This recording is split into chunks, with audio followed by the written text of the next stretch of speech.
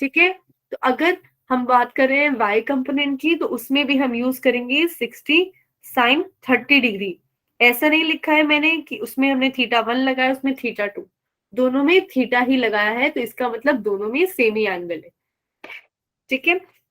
तो यहाँ से मेरे पास x कंपोनेंट आ गया 60 cos 30 डिग्री, मतलब 60 इंटू √3/2, ये आ गया 30√3। ऐसे ही मैं y कंपोनेंट देखूं तो वो आ जाएगा 60 इंटू 1/2, वो आ गया 30। तो अब अगर मैं इस f वेक्टर को दो कंपोनेंट के फॉर्म में लिखना चाहती हूँ, तो वो कौन बताएगा? एक्स एफ वेक्टर को मेरे को दो कंपोनेंट की फॉर्म में लिखना है, मतलब आई कैप और जे कैप की फॉर्म में।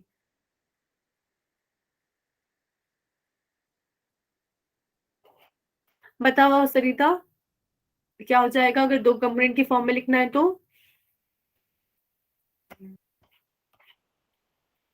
ओके,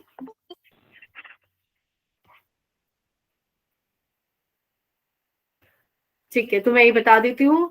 हमारे पास एफ वेक्टर था, उसके दो कंपोनेंट के फॉर्म में लिखना था, एक था एक्स और एक वाई।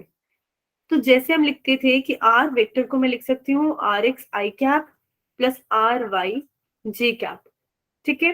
तो यहाँ पे एक्स वाला कंपोनेंट क्या हो गया है?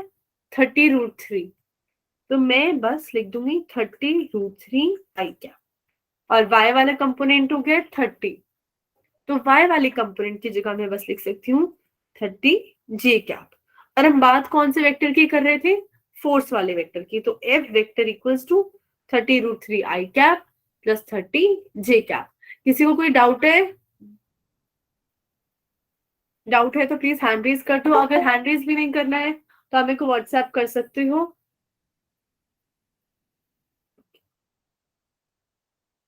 अब हमारे पास यहाँ पे क्वेश्चन है, वो कह रहा है कि the sum of two unit vectors is also a unit vector. कि मेरे पास दो यूनिट वेक्टर थे, मान लेते हैं ए कैप और बी कैप। यूनिट वेक्टर मतलब इन दोनों का मैग्नीट्यूड 1 के इक्वल था। अब उसने बोला कि इसका सम भी यूनिट वेक्टर है, मतलब अगर मैं A cap plus B cap करूं और फिर इसका साइज जो निकाला वो भी 1 के ही इक्वल है। अब वो बोल रहा है find the magnitude of the difference and the angle between the two given vectors. तो अगर हम पैरेललोग्राम लॉ लगाएं तो वो क्या कहता है हमें कि P square plus Q square plus 2pq cos theta, यही बताता है वो दो magnet resultant of two vectors p और q, कि अगर मेरे पास दो वेक्टर हैं, एक p ऐसे है और दूसरा q वेक्टर ऐसे है और इनके बीच में एंगल थीटा है, तो इनका रिजल्टेंट, तो बेसिकली मतलब क्या है, इनका टोटल कितना वेक्टर बनता है। इस वेक्टर का अगर इस पूरे फॉर्मूले का मैं अंडर रूट करूं तो उसका साइज बन जाता है। अब क्या करते हैं हम लोग, यहाँ पे हमें ये बता रखा है कि वो दोनों ही यूनिट वेक्टर है, पर उसको जो ऐड करके जो टोटल बन रहा है वो क्या बन रहा है? 1 बन रहा है। तो हमें एंगल बताना है और उनका डिफरेंस, तो पहले हम एंगल निकालते हैं। अगर मैं एंगल निकालूं तो मेरे को ये पता है कि A cap plus B cap का मैग्नीट्यूड 1 है, इसका मतलब इस पूरे टोटल की वैल्यू भी 1 हो गई। उनका जो रिजल्टेंट था वो 1 था, मतलब इस पूरे की वैल्यू 1। तो यहाँ पे हम चीजें लिखते हैं A square plus B square plus 2ab cos theta. अब क्योंकि ए भी यूनिट वेक्टर है और बी भी यूनिट वेक्टर है, तो यहाँ पे भी मैं 1 लगा दूंगी, उसके मैग्नीट्यूड का स्क्वायर, और बी की जगह भी मैंने 1 लगा दिया, उसके मैग्नीट्यूड का स्क्वायर। यहाँ पे भी उन दोनों का मैग्नीट्यूड मल्टीप्लाई हो रहा है, तो 2 मल्टीप्लाई बाय 1 मल्टीप्लाई बाय 1, यहाँ पे आ गया cos थीटा। अब क्योंकि इस side right side under root है, मैं क्या करती हूँ, दोनों साइड स्क्वायर कर देती हूँ। इस साइड जब स्क्वायर करूंगी तो अंडर रूट हट जाएगा और लेफ्ट साइड में सिर्फ 1 का स्क्वायर होगा, तो यहां से आएगा 1 इक्वल्स टू 1। इन दोनों को ऐड करके लिख सकते हैं 2 प्लस 2 cos थीटा। अब इन दोनों में 2 लगा हुआ है तो मैंने 2 कॉमन ले लेती हूँ, तो यहां से आएगा 2 1 प्लस cos थीटा। अब क्या करते हैं, इस 2 को इधर ले जाते हैं left side, 1/2 equals to 1 plus cos theta. अब मैं क्या करती हूँ, इस 1 को भी लेफ्ट साइड ले जाती हूँ ताकि सारे नंबर्स एक साइड हो जाए। तो मेरे पास आएगा -1/2 इक्वल्स टू cos थीटा। अब cos theta negative second quadrant में होता है। अब cos थीटा की वैल्यू 1/2 होती है हमारे पास 60 डिग्री पे। तो हम लोग क्या करेंगे, अगर मेरे को उसका नेगेटिव एंगल निकालना है तो मैं 180 में से 60 को माइनस कर दूंगी ताकि वो सेकेंड क्वाड्रेंट में आ जाए कोई पर्टिकुलर एंगल जब हमारे पास cos नेगेटिव होता है। तो वही कर देते हैं, 180 में से 60 माइनस करेंगे तो 120 डिग्री आएगा। इससे हम लिख सकते हैं कि थीटा कितना है, 120 डिग्री। यहां तक किसी को कोई डाउट है तो हैंड रेज कर दो प्लीज। यहां तक किसी को भी कोई भी डाउट हो तो ठीक है। यहाँ पे हमारे पास थीटा 120 डिग्री आ गया। अब उसने बोला है इनके डिफरेंस का भी मैग्नीट्यूड बताओ। तो डिफरेंस का मतलब क्या है, a माइनस बी का मैग्नीट्यूड। तो अगर मेरे को ये लगाना है तो जब मैं ये फॉर्मूला लिखूंगी, ये P square plus Q square में वहां पे स्क्वायर वाली टर्म सेम रहेंगी, पर इस वाली टर्म में क्या आ जाएगा, यहाँ पे माइनस साइन आ जाएगा। तो -2ab cos थीटा। अब फिर से मेरे को पता है a का साइज क्या है, 1 है, b का साइज भी 1 है, और cos थीटा की भी अब मेरे को वैल्यू पता चल गई है 1/2, सॉरी -1/2। तो बस वो वैल्यू पुट करके मैं आंसर निकाल सकती हूँ। पुट करते हैं हम लोग। तो ए स्क्वायर की जगह मैंने 1 लिखा, बी स्क्वायर की जगह भी मैंने 1 लिख दिया, और यहाँ पे 2ab की जगह भी 1 आ गया, और cos थीटा की वैल्यू है -1/2।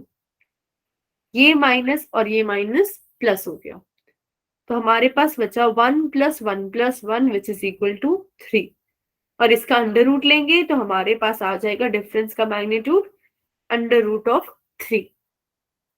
तो हमारे पास करेक्ट ऑप्शन क्या हो गया, सी हो गया, जिसमें डिफरेंस का मैग्नीट्यूड √3 हो गया, और एंगल कितना आ रहा है, 120 डिग्री। किसी को कोई डाउट है इसमें?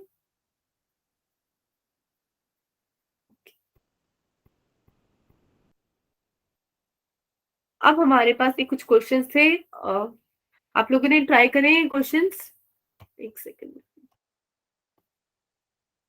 मैंने अनम्यूट कर दिया है, किसी को कोई डाउट है तो एक बार बता दो प्लीज।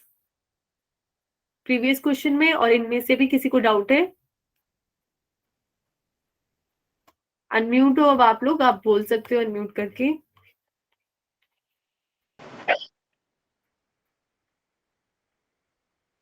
मैम थर्ड वाले में, थर्ड वाले में डाउट है, ठीक है यस मैम। ओके, तो थर्ड वाला ट्राई करते हैं। बाकी दोनों हो गए आप सब लोगों के, ट्राई नहीं कर रहे? 37 डिग्री की वैल्यू कैसे निकालनी है? 37 डिग्री की वैल्यू कैसे निकाल रही है, चलो वो भी बताऊंगी मैं आप लोगों को। पहले थर्ड वाला देखते हैं। थर्ड वाले के लिए हमारे पास है 2 वेक्टर्स हैव मैग्नीट्यूड 3 and 4, मतलब P का साइज उन्होंने दे दिया 3 और Q का साइज उन्होंने दे दिया है 4। अब उसने पूछा है इनके बीच में कितना एंगल होगा अगर रिजल्टेंट 1 है। तो ऊपर मैं एक बार फॉर्मूला लिख देती हूँ ताकि आपको कंफ्यूजन ना हो। R क्या होता है, P square plus Q square plus 2pq cos theta. यहाँ पे R की वैल्यू 1 दे रखी है फर्स्ट केस में, और P 3 है उसका स्क्वायर कर देते हैं, Q का स्क्वायर मतलब 4 का स्क्वायर वो 16 हो गया, और यहाँ पे आ जाएगा 2 × 12 इंटू cos थीटा। अभी सॉल्व करते हैं, इन दोनों को ऐड करेंगे तो हमारे पास आ जाएगा 25 + 24 cos थीटा। अब क्या करते हैं, सॉल्व करने के लिए मैंने दोनों साइड स्क्वायर कर दिया ताकि वैल्यू सॉल्व हो सके। 825 को इधर ले जाते हैं, यहां से आ गया -24 इक्वल्स टू cos थीटा, और इनटू में 24 था इसलिए ये 24 से 24 कट कर दिया, तो मेरे पास बचेगा कि cos थीटा इक्वल्स टू -1। अब फिर से -1 कब होता है, 1 होता है 0 डिग्री पे, तो 180 में से मैं 0 माइनस करूंगी तो मेरे पास क्या आ जाएगा, थीटा इक्वल्स टू 180 डिग्री। तो फर्स्ट वाले के लिए एंगल आ गया 180 डिग्री। ऐसे ही दूसरे वाले में 1 की जगह 5 है, तो अगर मैं वैल्यू पुट करूं बाकी राइट साइड वाली इक्वेशन सेम हो जाएगी, बस लेफ्ट साइड मेरे पास 25 आ जाएगा। तो अगर मैं वो करूं तो इस 25 से ये वाला 25 सब्ट्रैक्ट हो जाएगा, तो मेरे पास क्या बचेगा 24 cos थीटा इक्वल्स टू 0। और cos 0 कब होता है 90 डिग्री पे, तो यहां से थीटा आ गया 90 डिग्री। सरिता आपका डाउट क्लियर हो गया है थर्ड वाले क्वेश्चन का? और किसी को भी कोई डाउट था इस वाले थर्ड वाले पार्ट में तो आई होप उनका भी क्लियर हो गया होगा। Yes ma'am. ओके, सेकंड वाले क्वेश्चन के लिए देखो 37 डिग्री जो रैंडम नंबर्स है 0 से 90 जो हमारे पास प्रॉपर नंबर्स है हम उनका कैलकुलेट कर सकते हैं। 37 डिग्री के लिए आपको टेबल से ही रेफर करना पड़ेगा या फिर आप अपने कैलकुलेटर से भी वैल्यू निकाल सकते हो। वो ऐसे कुछ ऐसे वैल्यूज अगर आपको देगा तो आपको मेंशन भी करेगा कि एंगल का साइज क्या होता है, कि अगर मैं यहाँ पे लिख रही हूँ cos 37 डिग्री तो या तो आपको इनपुट शो सेंड कर देगा कि use cos 37 degree equals to this value. Otherwise अगर 45 डिग्री है 60 डिग्री है 90 डिग्री है उनकी वैल्यूज आप डायरेक्टली पुट कर सकते हो, आपको याद होनी चाहिए। क्लियर है सरिता? Yes ma'am. ओके,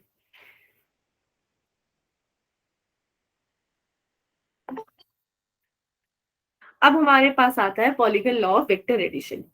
इसको एक्सप्लेन करने के लिए मैंने यहाँ पे एक स्लाइड यूज करती हूँ।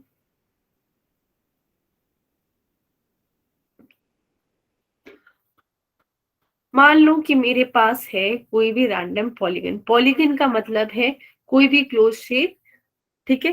क्लोज शेप ऐसा नहीं है कि ये क्लोज शेप है, उसमें स्ट्रेट लाइंस यूज होनी चाहिए, जैसे क्वाड्रिलेटरल है, पेंटागन है। यहाँ पे मैंने एक ऐसी पॉलीगन लिया है और मान लेते हैं ये वाला वेक्टर है ए वेक्टर, ये बी वेक्टर, ये सी वेक्टर, ये डी वेक्टर, ये ई वेक्टर और ये एफ वेक्टर, और ये सब ऐसे एक ही तरफ पॉइंट कर रहे हैं, इस तरफ। तो अब अगर आप याद करो ट्राइंगल लॉ क्या कहता है कि अगर मेरे पास दो वेक्टर है और वो दोनों ऐसे सेम एरो में पॉइंट कर रहे हैं तो इनका रिजल्टेंट मैं बना सकती हूँ अपोजिट तरफ, ऐसे। अब हम स्टार्ट करते हैं इस पॉइंट से। यहाँ पे मेरे पास है ए वेक्टर और बी वेक्टर, ये दोनों सेम ही तरफ पॉइंट कर रहे हैं, तो मैं क्या करती हूँ इनके एंड पॉइंट्स को ज्वाइन करके एक ट्राइंगल बना देती हूँ और ये बन गया मेरे पास सबसे पहला रिजल्टेंट वेक्टर और इसकी डायरेक्शन इधर हो जाएगी। अब क्या करती हूँ मैं नेक्स्ट ट्राइंगल में चलती हूँ। अब मेरे पास ये 1 वाला वेक्टर और सी वाला वेक्टर है, ये दोनों सेम लाइन में चल रहे हैं, तो इनको जोड़ के इनका रिजल्टेंट बनाते हैं, वो कुछ ऐसा बन जाएगा और इसको मैं नाम दे देती हूँ 2 वेक्टर। अब क्या करें, अगले ट्राइंगल में चलते हैं, इस 2 को और इस डी को जोड़ के फिर से वेक्टर बनाते हैं, तो third side of the triangle बनेगी इनकी भी, वो ये वेक्टर आ गया, ये मेरे पास आ गया 3 वेक्टर। अब क्या करें, इस 3 और ई को जोड़ के बनाते हैं, तो मेरे पास क्या आ जाएगा एफ वेक्टर। और एफ वेक्टर क्या है, जो ये पूरा पॉलीगन था उनमें से किसी एक उसकी कोई एक साइड है। तो अगर हम स्टार्टिंग से लिखें तो 1 क्या है, ए प्लस बी है। उसके बाद 2 वाले में जाए तो 2 क्या है, सी प्लस 1 है। और 1 क्या था मेरे पास, ए प्लस बी, तो मैं लिख सकती हूँ 2 है सी प्लस ए प्लस बी। सिमिलरली मैं लिख सकती हूँ 3, 3 क्या हो जाएगा मेरे पास, 2 प्लस डी, ठीक है। 3 हो जाएगा मेरे पास 2 प्लस डी, और 2 क्या है, ये पूरी वैल्यू, तो मैं इसको 2 की जगह लिख देती हूँ, A plus B plus C plus D, मेरे पास आ गया 3 वेक्टर। अब 3 प्लस ई मिलके बन रहा है एफ वेक्टर, तो एफ वेक्टर में आ गया 3 प्लस ई। और अगर मैं ये सारी वैल्यू सब्स्टिट्यूट करूं तो मेरे पास आ जाएगा A plus C plus D plus E equals to F vector. मतलब मैंने पॉलीगन की एक साइड को बाकी जो बची हुई साइड थी उन सबको वेक्टर्स बना के उनका ऐड करके कर दिया, तो मेरे को एक पर्टिकुलर साइड मिल जाती है। बोलो काव्यांश, काव्यांश डाउट है?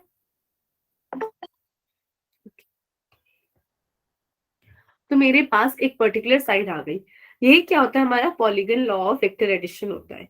यहाँ पे हमने क्या किया है, ए वेक्टर को लिखा है ए बी की सम प्लस बी सी सम प्लस सी डी प्लस ई के सम के इक्वल। अब अगर आप मेरे को बताओ कि कोई भी क्वाड्रिलेटरल है, जैसे हाँ, तो उसमें सम ऑफ ऑल एंगल्स क्या होता है? विशाल डाउट है आपको? मैम 360। 360 डिग्री होता है, करेक्ट।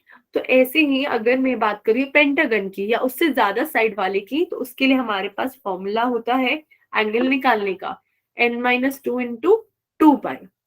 अगर मैं क्वाड्रिलेटरल है तो उसमें हम n की वैल्यू लेते हैं 3। मैं ओके, यहाँ पे ये फॉर्मूले में एरर है, यहाँ इन वैल्यूज में एरर है। तो जैसे ही मैं यहाँ पे 3 को पुट करूंगी तो मेरे पास क्या एंगल आ जाएगा, 3-2 इंटू 2 पाई। तो अगर मैंने क्वाड्रिलेटरल के लिए वैल्यू निकाली तो वो आ रही है 2 पाई, और आपको पता है 1 पाई 180 डिग्री के इक्वल होता है। तो 2 पाई कितने 360 बिल्कुल सही, 2 पाई 360 ओके सरिता।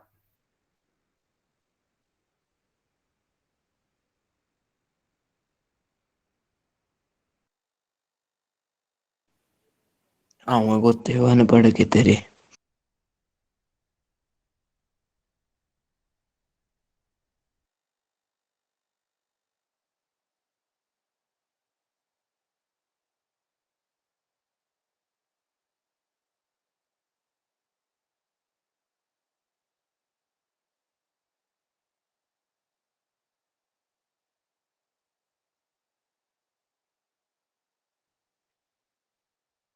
सॉरी गाइस,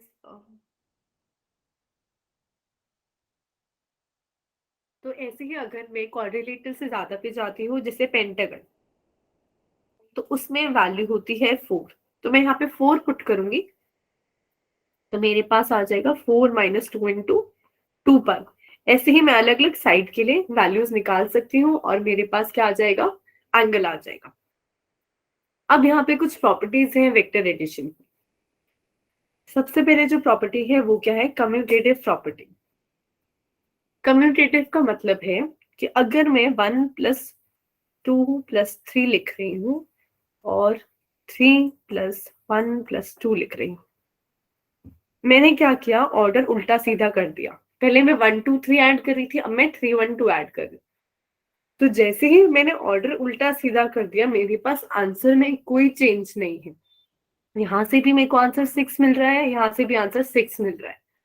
तो यही सेम प्रॉपर्टी वेक्टर्स भी फॉलो करते हैं। ये ऑर्डर अगर मैं चेंज कर दूं तो भी मेरे को आंसर सेम ही मिलेगा। फिर दूसरी प्रॉपर्टी होती है एसोसिएटिव। एसोसिएटिव क्या होता है, अगर मैं दो चीजों को एसोसिएट कर दूं, मतलब जोड़ दूं, तो क्या आंसर अलग आएगा मेरे पास। तो इसी एग्जांपल से देखते हैं। अगर मैं 1 और 2 को जोड़ रही हूँ और इसमें मैं 3 को ऐड कर रही हूँ, तो क्या आ गया, 3+3, वो तो 6 हो गया। अब अगर मैं पहले 2 और 3 को ज्वाइन कर देती हूँ, मतलब 2 और 3 को पहले ऐड करती हूँ, तो ये आ गया 1+5। अब भी आंसर 6 ही आ रहा है। तो अगर मैं कोई दो चीजें हैं उनको ऐड करती हूँ पहले और बाद में थर्ड वाले को ऐड करती हूँ वेक्टर्स में, तो उससे भी आंसर में कोई चेंज नहीं आता है। फिर हमारे पास थर्ड प्रॉपर्टी आती है, वो है डिस्ट्रीब्यूटिव प्रॉपर्टी। डिस्ट्रीब्यूटिव प्रॉपर्टी का मतलब है डिस्ट्रीब्यूट करना। मतलब अगर मैं 2 × 4+1 है, ये क्वेश्चन लिख रही हूँ, 2 × 4+1। अब मैं क्या करूं, पहले इनको ऐड कर देते हैं, चलो अंदर वाले नंबर्स को, इन दोनों को। तो मैंने इनको ऐड करा तो मेरे पास आ गया 5। 5 × 2 एंड आंसर आ गया 10। अब मैं क्या करती हूँ, नहीं मैं ऐसे नहीं करना चाहती, मैं पहले एक एक करके मल्टीप्लाई करूंगी। 2 को पहले 4 से मल्टीप्लाई करूंगी, फिर 2 को 1 से मल्टीप्लाई करूंगी।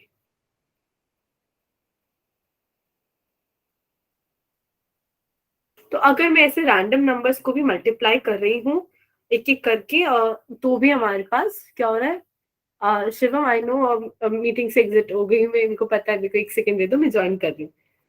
हाँ, तो अगर हम लोग अलग अलग नंबर से भी ऐसे कर रहे हैं मल्टीप्लाई, कि मैंने पहले 2 को 4 से मल्टीप्लाई किया तो मेरे पास आ गया 8, और फिर मैंने 2 को 1 से मल्टीप्लाई किया तो मेरे पास आ गया आंसर 2, तो भी मेरे पास टोटल सम जो है 8 + 2 वो फिर से 10 ही आ गया।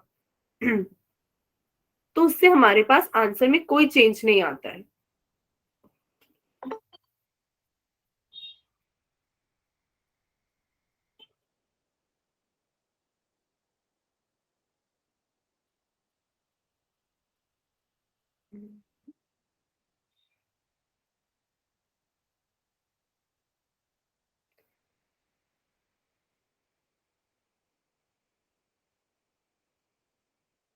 अब जो लास्ट प्रॉपर्टी है वेक्टर एडिशन की, वो क्या है? Zero addition. मतलब अगर मेरे पास कोई वेक्टर है ए वेक्टर, उसमें मैं जीरो का ऐड कर दूं तो वो वेक्टर में कोई चेंज नहीं आता है। फॉर एग्जाम्पल, अगर मैं वेक्टर लिख रही हूँ 2i cap plus 4j cap plus 3k cap, और इसमें मैंने ऐड कर दिया 0i कैप, तो अगर आप ऐड करके देखोगे तो आंसर सेम रहेगा, उसमें कोई इफेक्ट नहीं आएगा। As it is 2i cap plus 4j cap plus 3k cap आपको वैल्यू दे देगा। अब इसी प्रॉपर्टी को यूज करके मैं, जैसे फॉर एग्जांपल अगर आपको वेक्टर्स की फॉर्म में समझना है, तो वेक्टर्स क्या कहता है कि अगर मेरे पास 2i कैप है, 4i कैप है, 6i कैप है, वहां पे मैंने नंबर्स लिए थे, वही सेम प्रॉपर्टी हम वेक्टर्स लगा के भी प्रूव कर सकते हैं। ये जो वैल्यू है और ये जो वैल्यू है, ये दोनों वैल्यू क्या देंगे? सेम आंसर देंगे। और एक कौन सी प्रॉपर्टी है? एसोसिएटिव। एसोसिएटिव प्रॉपर्टी है ये हमारी।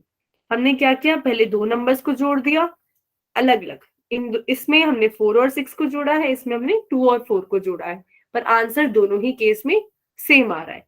किसी को कोई डाउट है इन प्रॉपर्टीज में तो हैंड रेज कर सकता है।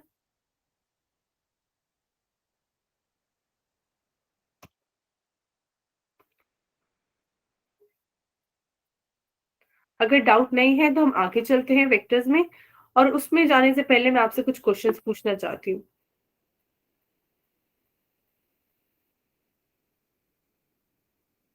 अगर मैं आपको कोई वेक्टर दे रही हूं, फॉर एग्जाम्पल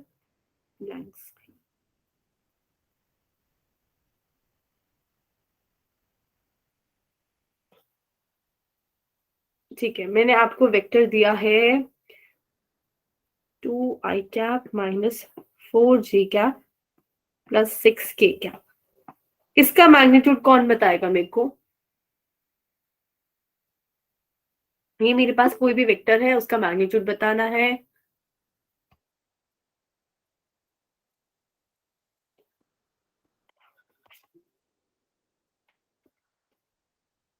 शिवम, सूर्यवंशी,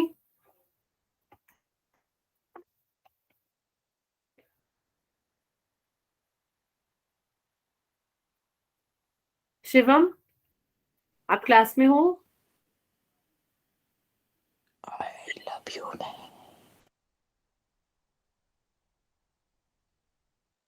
अब मैं किसी को अनम्यूट नहीं करूंगी, I am sorry guys, I don't know कौन है ये लोग। ठीक है, तो मैं आप लोग को वैसे ही बता देती हूँ किसमें क्या करना है। मेरे पास एक रैंडम वेक्टर था, सरिता मैं एक्सप्लेन कर रही हूँ, हैंड अप डाउन कर सकते हो। मेरे पास यहाँ पे एक वेक्टर है, उसके 3 कंपोनेंट है, एक्स कंपोनेंट, वाई कंपोनेंट और जेड कंपोनेंट। तो जैसे ही मेरे पास ये 3 कंपोनेंट आए तो ये एक वेक्टर के 3 पार्ट्स है, एक्स वाई जेड। तो मैग्नीट्यूड निकालने के लिए अब तीनों का स्क्वायर करना पड़ेगा। तो हम स्क्वायर करेंगे पहले एक्स वाले पार्ट का, मतलब 2 स्क्वायर, फिर हम करेंगे वाई वाले पार्ट का, मतलब -4 का स्क्वायर, फिर हम करेंगे जेड वाले पार्ट का, मतलब 6 का स्क्वायर। अब जैसे ही 2 का स्क्वायर करूंगी, यहां से आ गया 4, -4 का स्क्वायर करते हुए ध्यान देना इस माइनस का भी स्क्वायर होगा, तो माइनस माइनस प्लस हो जाएगा। तो यहाँ से आ गया +16 और इस 6 के स्क्वायर से मेरे पास आ गया 36। तो इन तीनों का ऐड कर देते हैं अब, तो मेरे पास आएगा 20 + 36 = 56। और अगर मेरे को बताना है मैग्नीट्यूड तो यहाँ पे मत छोड़ना, इसका हमें अंडर रूट करना पड़ेगा। तो फाइनल मैग्नीट्यूड आ गया है 56। ऐसे ही अगर मेरे को बताना होता कि मेरे पास वेक्टर है, क्योंकि आप लोग को डायरेक्शन में प्रॉब्लम आ रही थी कि डायरेक्शंस कैसे निकालते हैं, तो अगर मेरे पास वेक्टर है 7i कैप + 7√3j कैप, अब मेरे को डायरेक्शन बतानी है, तो मैं क्या करूंगी, y component upon x component होगी। तो मैंने लिखा tan थीटा। tan थीटा ही क्यों लिया और उसमें y ऊपर क्यों आता है, क्योंकि जब tan लेते हैं तो हम परपेंडिकुलर अपॉन बेस लेते हैं, और ये वाली एक्सिस जो ऊपर बनती है वो मेरी होती है y एक्सिस, और ये वाली एक्सिस होती है मेरी x एक्सिस। तो जब हम tan थीटा निकालेंगे तो हम क्या लेंगे, y वाला कंपोनेंट जो यहाँ पे 7√3 है और x वाला कंपोनेंट जो हम यहाँ पे 7 है। जैसे इन दोनों का रेशियो लिया मेरे पास √3 आ जाएगा, और tan थीटा की वैल्यू √3 होती है 60 डिग्री पे, तो थीटा आ गया मेरे पास 60 डिग्री। अगर किसी को कोई डाउट्स आ रहे हैं तो आप मेरे को व्हाट्सएप कर सकते हो, मैं नंबर आपको चैट बॉक्स में बता देती हूँ।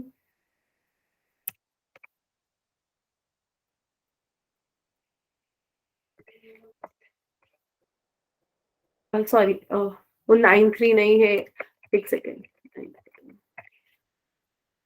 8383922918, मेरे वाला नंबर गलत है।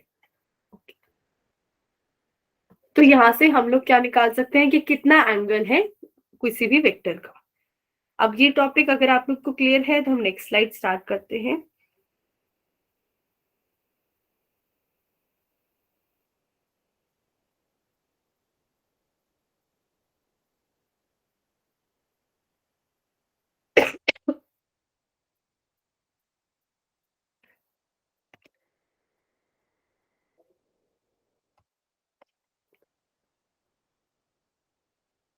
ठीक है, जब तक नेक्स्ट स्लाइड स्टार्ट हो रही है, किसी को कोई पक्का डाउट तो नहीं है यहाँ तक, क्योंकि वेक्टर्स पूरी फिजिक्स पे बेस्ड है। एक सेकेंड, रिया बोलो।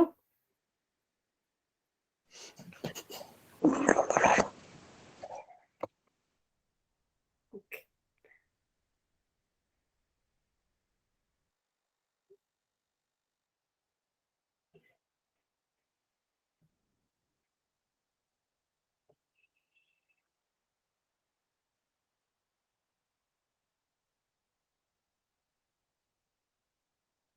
ठीक है, तो अब हम लोग स्टार्ट करते हैं वेक्टर्स में आगे जाना, आगे और चीजें कॉम्प्लेक्स चीजें करना, जैसे वेक्टर ऐड और सब्ट्रैक्ट करना। तो कंपोनेंट फॉर्म की बजाय मैं आपको पहले वैसे एग्जांपल से बता देती हूँ ताकि आपको इससे क्लियर हो जाए कि अगर मेरे पास दो वेक्टर है, मान लेते हैं ए वेक्टर है 2i cap 4j cap + 3k cap, और दूसरा वेक्टर है मेरे पास B vector = 1i cap + 7j cap + 6k cap.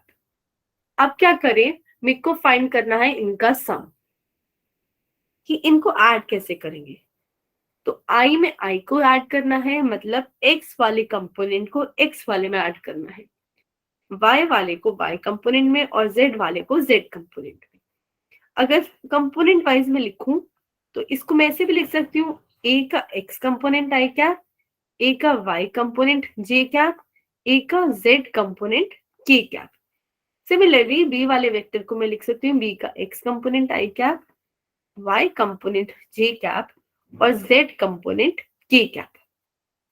अब क्या करते हैं, अगर मेरे को a + b फाइंड करना है तो 2 + 1 करेंगे, ये हो गया 3, और इसके साथ जो डायरेक्शन है वो हम लगा देंगे। जैसे यहाँ पे i कैप है, हमने i कैप लगा दी।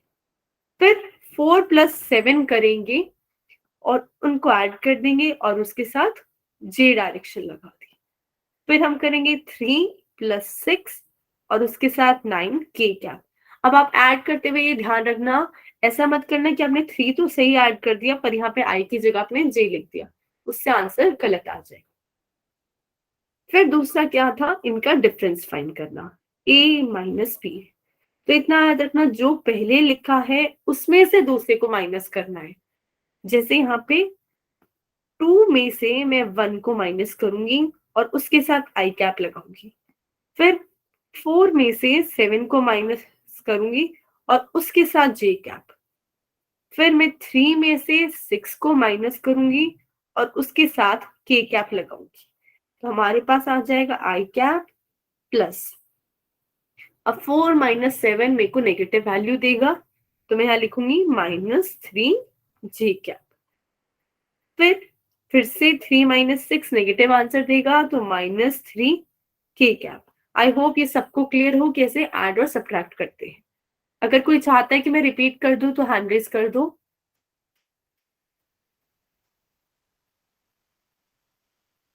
ओके, क्या किया हमने तनीषा, हमने यहाँ पे हमारे पास दो वेक्टर थे ए और बी वेक्टर, अब उनको ऐड करना था। तो हमने क्या किया, ऐड करते हुए इतना ध्यान रखना है, एक्स वाला कंपोनेंट मतलब जिसके साथ आई लगा हुआ है, आई कैप लगा हुआ है, वो सारे एक्स वाले होते हैं, उनको इकट्ठा रखना है।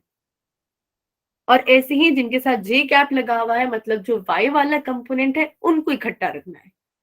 फिर जहां जेड कैप के कैप मतलब जो जेड डायरेक्शन में कंपोनेंट है, उनको भी एक साथ करना है। तो अगर मैं यहाँ पे एक्स वाली डायरेक्शन में देखूं, तो ए वेक्टर में मेरे पास 2 है और बी वेक्टर में मेरे पास 1 है। तो ऐड करते हुए मैं 2 को 1 में ही ऐड कर सकती हूँ, 2 को 7 में ऐड मत करना, आंसर गलत हो जाएगा। तो 2 को 1 में ऐड किया तो मेरे पास 3 आ गया। फिर y वाले के लिए मैंने 4 को 7 में ऐड किया तो मेरे पास 11 आ गया। फिर z वाले के लिए 3 को 6 में ऐड किया तो मेरे पास 9 आ गया। अब अगर मेरे को डिफरेंस फाइंड करना है तो जैसे मैं लिखती हूँ 4 माइनस 6, मतलब 4 में से 6 को सब्ट्रैक्ट किया है। ऐसे ही अगर मैं लिख रही हूँ a माइनस बी, तो मैंने a में से b को सब्ट्रैक्ट किया है। ठीक है, तो मैं यहाँ पे a के साथ, a वाले में x का कंपोनेंट क्या था 2 और b वाले में था 1, तो मैंने 2 में से 1 को सब्ट्रैक्ट किया और साथ में आई कैप लगा दिया क्योंकि वो x डायरेक्शन में था। फिर मैंने 4 में से 7 को सब्ट्रैक्ट किया और साथ में j कैप लगा दिया y डायरेक्शन के लिए। फिर मैंने 3 में से 6 को सब्ट्रैक्ट किया और साथ में k कैप लगा दिया z डायरेक्शन में। अब भी किसी को कोई डाउट है?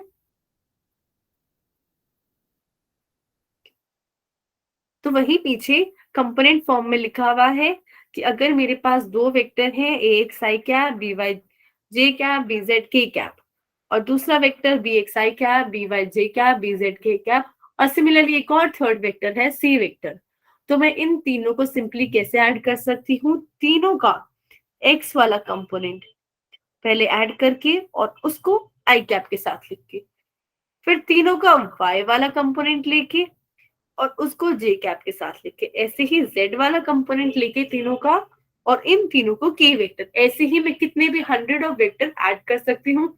पर ध्यान रखना आई कैप में आई कैप वाली ही चीजें ऐड हो सकती है। और सब्ट्रैक्ट करते हुए जैसे यहाँ a माइनस बी है, तो a का x कंपोनेंट में से मैंने b का x कंपोनेंट ही सब्ट्रैक्ट किया है, दूसरा नहीं करा है। अब मैं आपको यहाँ पे एक प्रैक्टिस क्वेश्चन अभी देती हूँ। मान लेते हैं मेरे पास है 12 आई कैप प्लस 4 जे कैप -3 के कैप, और दूसरा वेक्टर है 16 जे कैप -8 के कैप। अब आपको फाइंड करना है a प्लस बी, तो आप लोग को मैं 1 मिनट का टाइम देती हूँ, a प्लस बी ट्राई करो और a माइनस बी भी फाइंड करो, और फिर मैं आंसर अपने स्क्रीन पे शेयर करूंगी। यहाँ पे 0 है।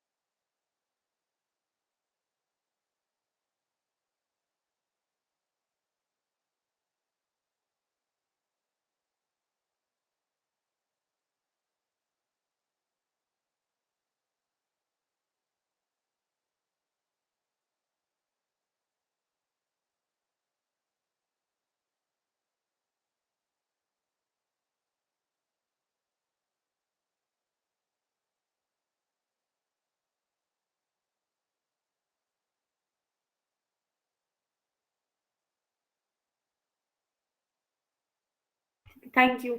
अगर मेरे पास x कंपोनेंट निकालना है तो मैं क्या करूंगी, आई कैप में आई कैप वाला कंपोनेंट ऐड करूंगी, जो मेरे पास है यहाँ पे 0, तो 12 प्लस 0 12 आई कैप। फिर 4 प्लस 16 करूंगी मैं y कंपोनेंट के लिए, तो मेरे पास आएगा 20 जे कैप। फिर z कंपोनेंट के लिए मैं क्या करूंगी, -3 प्लस -8, यहां से आ जाएगा -11 के कैप। ऐसे ही a माइनस बी के टाइम में 12 माइनस 0 हो जाएगा 12 आई कैप। 4 माइनस 16 हो जाएगा -12 जे कैप। और इसको करते हुए ध्यान से देखो, -3 -8, तो ये हो जाएगा -3 प्लस 8, तो मेरे पास आ जाएगा +5 के कैप। किसी को कोई डाउट है यहाँ पे, कैसे आया? एक और क्वेश्चन चाहते हो कि मैं दूं या फिर क्लियर है सबको?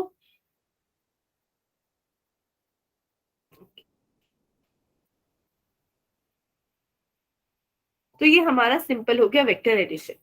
अब यहाँ पे एक क्वेश्चन है, फर्स्ट क्वेश्चन की find a plus 2b plus c। तो इतना आपको a प्लस b तो क्लियर हो जाएगा, 2b कैसे निकालोगे? ये जो वेक्टर है मेरे पास, b vector equals to 3 I cap plus 4 J cap minus 2 K cap. अगर इसका 2b करना है मतलब सारे के सारे नंबर को डबल करना है, तो फर्स्ट कंपोनेंट हो जाएगा 6 आई कैप, y वाला हो जाएगा 8 जे कैप और z वाला हो जाएगा -4 के कैप। फिर आप उसमें a और c भी ऐड कर सकते हो, और लास्ट में जो भी वेक्टर आएगा, जैसे मान लो कि आ रहा है x आई कैप प्लस y जे कैप प्लस z के कैप, और आपको मैग्नीट्यूड बताना है इन तीनों को ऐड करके जो बन रहा है उसका, तो आप बस x का स्क्वायर y का स्क्वायर प्लस z का स्क्वायर करके अंडर रूट कर देगा, वही आपका मैग्नीट्यूड है। अब सेकंड क्वेश्चन में बोला है मेरे पास 3 फोर्सेस हैं और वो तीनों एक पॉइंट पे एक्ट कर रहे हैं, जो यहाँ पे मेंशन है, और ये क्वेश्चन 3 नहीं, दोनों सेम ही है। हमारे पास क्या है, फोर्स 1 10 न्यूटन का है और 53 डिग्री ईस्ट ऑफ नॉर्थ में एक्ट कर रहा है। फिर मेरे पास दूसरा फोर्स है F2, ये है 20√2 न्यूटन का और उसका भी एंगल दे रखा है। और तीसरा फोर्स है यहाँ पे, ये 15 न्यूटन का है, इसका एंगल दे रखा है। तो अब आप ये सोचोगे कि आप करोगे कैसे, इन तीनों का रिजल्टेंट कैसे निकालोगे? आप इनको वेक्टर फॉर्म में ब्रेक कर सकते हो ऐसे। दिस इज 53 के 2 कंपोनेंट आ जाएंगे, सॉरी F3 के 2 कंपोनेंट आ जाएंगे यहाँ पे। एक आ जाएगा F3 cos 37 डिग्री और ये वाला हो जाएगा F3 sin 37 डिग्री। सिमिलरली इस F1 वाले के भी 2 कंपोनेंट आ जाएंगे, एक इस डायरेक्शन में और एक इस डायरेक्शन में, और F2 वाले का भी एक इस डायरेक्शन में होगा और इस वाले में। जिसके साथ एंगल लगा है वहां पे कॉस लगाना, जिसके साथ एंगल नहीं लगा है वहां पे साइन लगा देना। अब दूसरी चीज क्या है, अगर जैसे 2 वेक्टर है, एक इधर है और एक उधर है, तो ये दोनों अपोजिट डायरेक्शन में है, तो जब आप इनको टोटल जोड़ोगे तो इनका डिफरेंस फाइंड करोगे, क्योंकि दोनों की डायरेक्शन क्या हो गई, अपोजिट हो गई। एक राइट साइड में जा रहा है और एक लेफ्ट साइड में जा रहा है, तो इनका टोटल निकालने के लिए आप जो बड़ा है और जो छोटा है उसमें से उनको माइनस कर देना। ये क्लियर है सबको? आप इसको, ये दोनों क्वेश्चंस जो हैं ये आपको मैं होमवर्क में दे रही हूँ, ये आपको ट्राई करके लाने हैं। अगर नहीं होते हैं मैं नेक्स्ट क्लास में खुद ही सॉल्व कराऊंगी। अब हमारे पास आता है मल्टीप्लीकेशन ऑफ वेक्टर। तो अब कोई भी वेक्टर है एक्स वाई जेड, तो हम उसको 2 तरीके से मल्टीप्लाई कर सकते हैं, एक है डॉट प्रोडक्ट से और एक है क्रॉस प्रोडक्ट से। डॉट का मतलब क्या है, बस उन 2 वेक्टर के बीच में यहाँ पे डॉट लग गया है, और क्रॉस में उनके बीच में क्रॉस लगता है। इस क्रॉस को सिंपल मल्टीप्लाई मत समझना, ये दूसरा प्रोडक्ट होता है, क्रॉस प्रोडक्ट। दूसरी चीज जो डॉट प्रोडक्ट है, जब भी हमें कोई 2 वेक्टर से ना स्केलर बनाना है तो हम क्या करेंगे, डॉट प्रोडक्ट कर देंगे। डॉट प्रोडक्ट करते ही हमें स्केलर मिलता है। और अगर मेरे को दो वेक्टर को मल्टीप्लाई करना है पर आंसर भी मेरे को वेक्टर ही चाहिए, तो मैं क्या करूंगी, क्रॉस प्रोडक्ट कर दूंगी। ये हमेशा मेरे को वेक्टर क्वांटिटी देता है। जैसे बेसिक एग्जांपल बताती हूँ, अगर मेरे को वर्क डन निकालना है तो मैं क्या करती हूँ, फोर्स और डिस्प्लेसमेंट एक्स, उसका डॉट प्रोडक्ट लेती हूँ ताकि वर्क मेरे पास स्केलर आ जाए। फोर्स भी वेक्टर होता है और डिस्प्लेसमेंट भी वेक्टर होती है। वहीं अगर मेरे को जैसे टॉर्क चाहिए तो मैं क्या करूंगी, इसी डिस्प्लेसमेंट और फोर्स का क्रॉस प्रोडक्ट ले लूंगी, तो मेरे पास वेक्टर आएगा।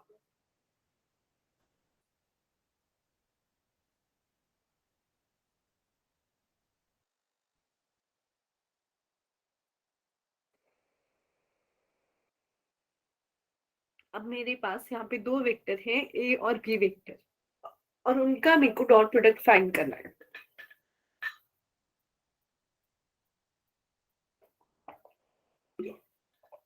तो बेसिक फॉर्मूले के लिए इंपॉर्टेंट है कि आप याद रखो, डॉट में कॉस थीटा आता है पर क्रॉस में साइन थीटा आता है।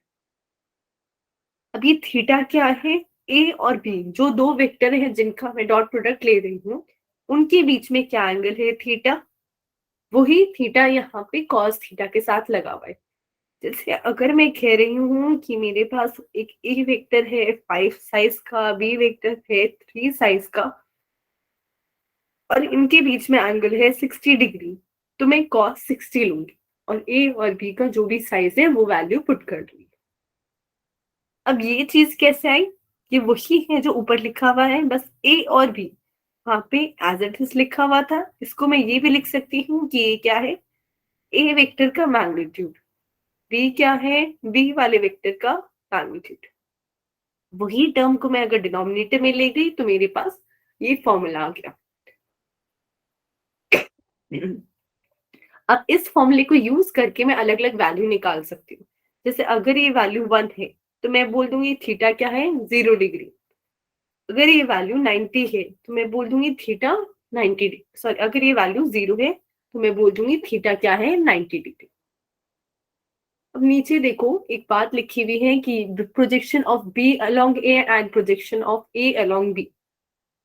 इसका मतलब क्या है, अगर मैंने यहाँ पे बी वेक्टर बनाया कुछ पर्टिकुलर एंगल थीटा पे ए के साथ, अब मैं ये देखना चाहती हूँ कि बी का, जैसे परछाई कहते हो आप शैडो, कि बी की ए पे कितनी शैडो आ रही है, वही मतलब है यहाँ पे प्रोजेक्शन ऑफ बी अलोंग ए का, कि बी का ए की साइड में कितना कंपोनेंट आ रहा है। तो मैं कैसे निकाल सकती हूँ, जो डॉट प्रोडक्ट है उसी फॉर्मूले में दोनों कंपोनेंट है, बी की ए पे शैडो और ए की बी पे शैडो, वो दोनों होती है।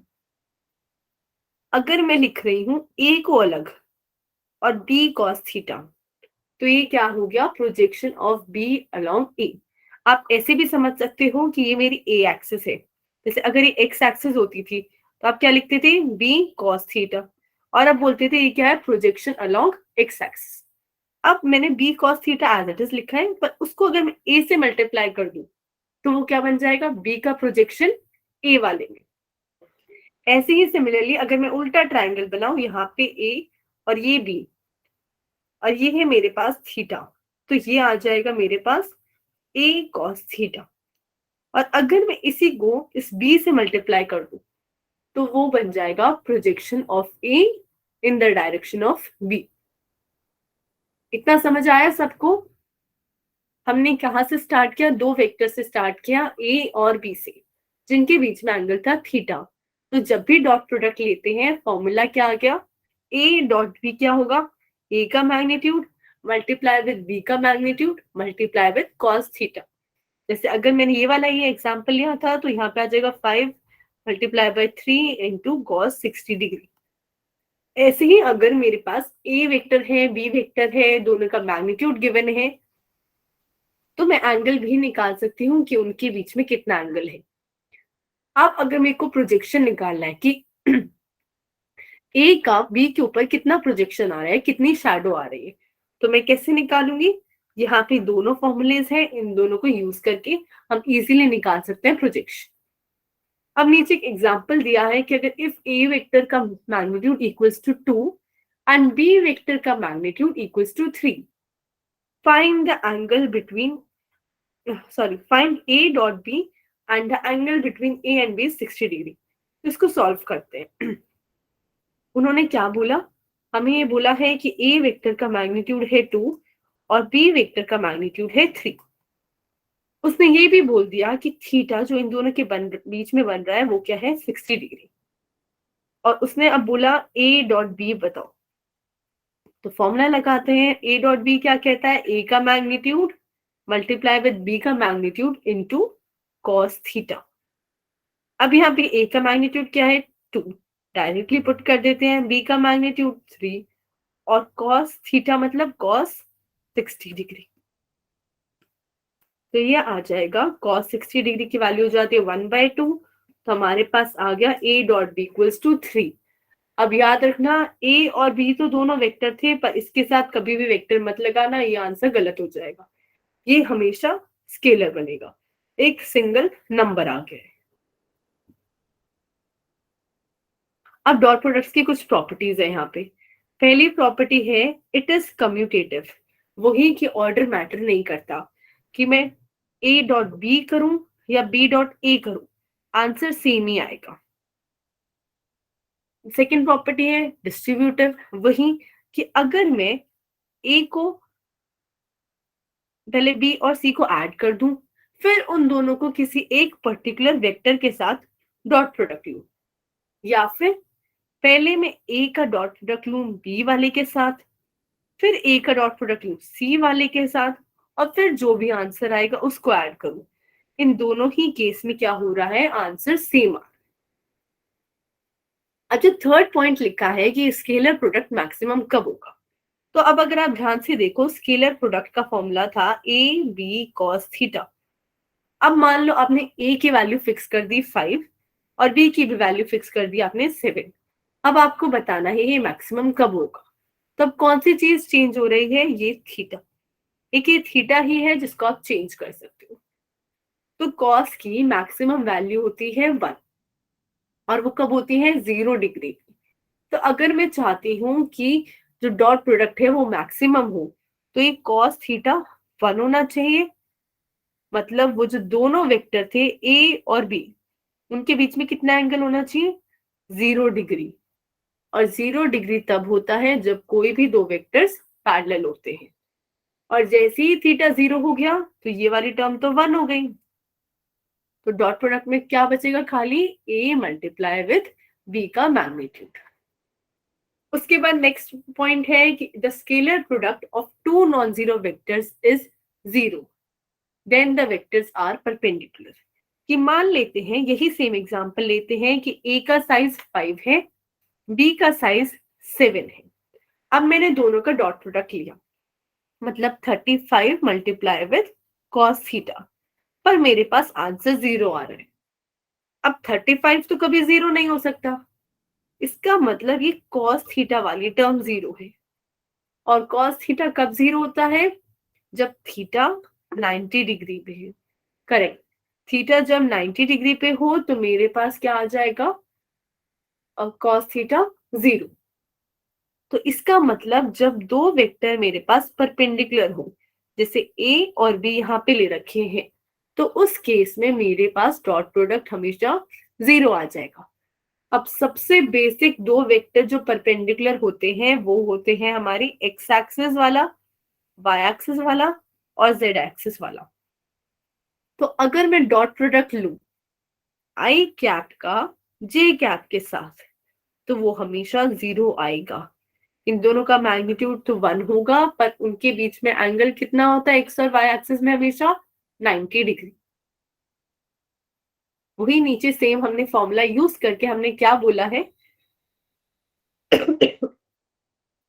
ये वाला पॉइंट। ये अब आपको भी क्लियर नहीं होगा, मैं प्रॉपर ढंग से बताऊंगी, इसको भी आप स्किप भी कर सकते हो। उससे पहले देखते हैं, the scalar product of a vector by itself is termed as self dot product. Self dot का मतलब क्या है, अपने आप से ही उसने डॉट प्रोडक्ट कर लिया है। उस केस में क्या होगा, अगर कोई ए वेक्टर यहाँ पे है और मैं फिर से ए वेक्टर बना रही हूँ, तो एंगल तो 0 ही हो गया, सेम ही डायरेक्शन है, तो उस केस में कॉस 0 हो जाएगा और वहां पे 1 हो जाएगा। अब अगर दोनों वेक्टर सेम ही हैं तो उनका मैग्नीट्यूड भी क्या होगा, इक्वल हो जाएगा, तो ए मल्टीप्लाई विथ ए आ जाएगा। तो हमारे पास उस केस में कितना हो जाता है स्केलर प्रोडक्ट, ए स्क्वायर। क्लियर है ये सबको यहाँ पे। और ऐसे ही अगर मेरे पास कोई दो वेक्टर हैं जिसका मेरे को मैग्नीट्यूड गिवन है और मेरे को बताना डॉट प्रोडक्ट क्या है, तो मैं इस फॉर्मूले से डायरेक्टली बता सकती हूँ कि ए स्क्वायर क्या था मेरा, ए डॉट ए था। अब मेरे को बताना है डॉट प्रोडक्ट बताओ या मैग्नीट्यूड बताओ, तो या तो मैं डॉट प्रोडक्ट का अंडर रूट कर दूंगी या फिर मैग्नीट्यूड का स्क्वायर कर दूंगी, तो मेरे पास डॉट प्रोडक्ट आ जाएगा। अब ये जो लास्ट में पॉइंट लिखी है ये क्या लिखा है, in case of unit vector N cap. अब अगर हमारे पास 3 डायरेक्शन होती है एक्स वाई जेड एक्सिस, अब क्या करते हैं, मान लेते हैं मैं 2 एक्स एक्सिस में यूनिट वेक्टर ले रही हूँ आई कैप और आई कैप। अब यूनिट वेक्टर है मतलब इनका मैग्नीट्यूड क्या हो गया, 1 हो गया। तो इन दोनों का डॉट प्रोडक्ट लेते हैं, तो आई का मैग्नीट्यूड और कॉस थीटा। अब दोनों ही एक्स डायरेक्शन में है तो दोनों के लिए थीटा क्या हो गया, दोनों एक ही डायरेक्शन में है तो थीटा 0 डिग्री हो गया। तो यहां से मेरे पास क्या बचा, इसका भी 1 आ गया आंसर, इसका भी 1 और इसका भी, तो फाइनल आंसर आ गया 1। वही सेम फॉर्मूला यहाँ पे लिखा है कि अगर मैं यूनिट वेक्टर लू जो सेम डायरेक्शन में है, जैसे आई डॉट आई या जे डॉट जे या के डॉट के, तो वो सब 1 के इक्वल होता है। और अगर मैं उनको अपोजिट डायरेक्शन में ले रही हूँ, जैसे अगर मैं लेती हूँ आई डॉट जे वेक्टर, तो मैग्नीट्यूड दोनों का 1 है, आई का भी 1 हो गया और जे का भी 1, और उनके बीच में एंगल कितना हो जाता है आई और जे में 90 डिग्री। तो कॉस जैसे ही 90 डिग्री आया वो 0 हो जाता है। तो डॉट प्रोडक्ट में याद रखना, अगर सेम डायरेक्शन है तो आंसर 1 आएगा, अगर परपेंडिकुलर डायरेक्शन है तो आंसर 0 आएगा। ये इंपॉर्टेंट रिजल्ट है, बहुत यूज होता है। सबको क्लियर है यहां तक? यहाँ पे लिखा हुआ है 2 vectors are perpendicular if their dot product is 0, क्योंकि अगर वो परपेंडिकुलर है तो cos 90 आएगा फॉर्मूले में, और जैसे ही cos 90 आए हमारे पास 0 आ जाएगा। अब परपेंडिकुलर को एक और चीज बोलते हैं ऑर्थोगोनल, इस वर्ड को आप याद कर लो। अब ऑर्थोगोनल जहां पे भी आएगा वहां पे मतलब है परपेंडिकुलर। ये नई टर्म होगी पर आगे बहुत यूज होगी। अब dot product in component form में नेक्स्ट क्लास में कराऊंगी। यहां तक किसी को कोई डाउट है तो आप वो पूछ सकते हो।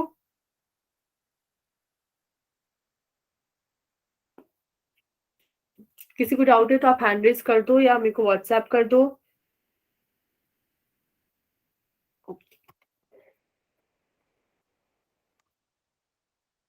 ठीक है, तो अब हम लोग क्या करते हैं, एक क्वेश्चन लेते हैं। जैसे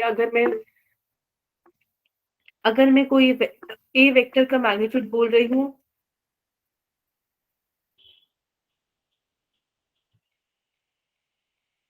अगर मैं ए वेक्टर का मैग्नीट्यूड बोल रही हूँ कि ए वेक्टर का मैग्नीट्यूड है 5 और बी वेक्टर का मैग्नीट्यूड है 0, तो क्या डॉट प्रोडक्ट, और मेरे पास थीटा है 30 डिग्री, तो डॉट प्रोडक्ट 0 होना चाहिए या नहीं होना चाहिए, सोचो।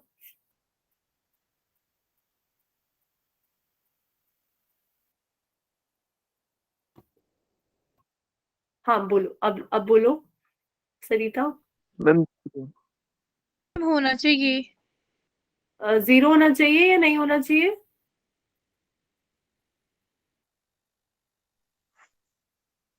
हम 0 होना चाहिए। 0 होना चाहिए। अब हम चेक भी कर लेते हैं 0 कैसे होगा। डॉट प्रोडक्ट में हमारे पास क्या आ रहा था, ए का मैग्नीट्यूड, बी का मैग्नीट्यूड और कॉस थीटा।